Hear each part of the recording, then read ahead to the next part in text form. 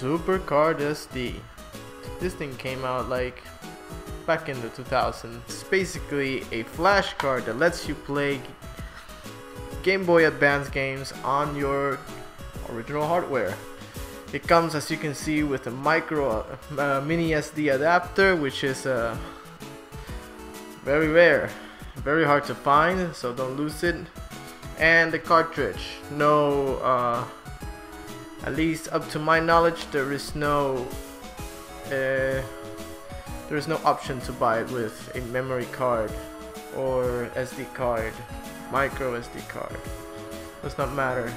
It will play on your Game Boy Advance SP and your Game Boy Advance OG, as well as the micro and the DS. I have to understand.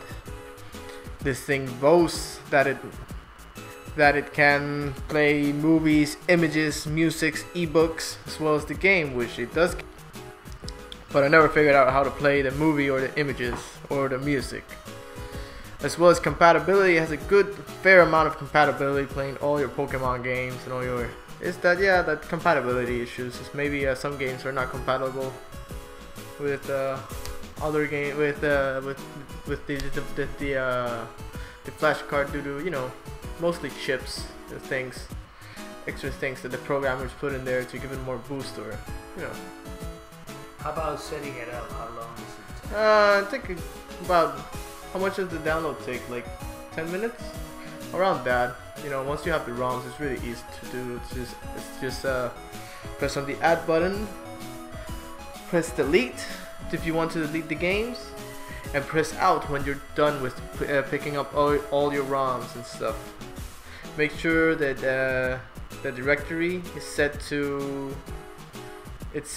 send the ROMs all the way to your SD card rather than dump them somewhere else. You need a 2 GB. Oh, and you need a 2 GB micro SD card specifically. 4 GB will not work. 1 GB will work.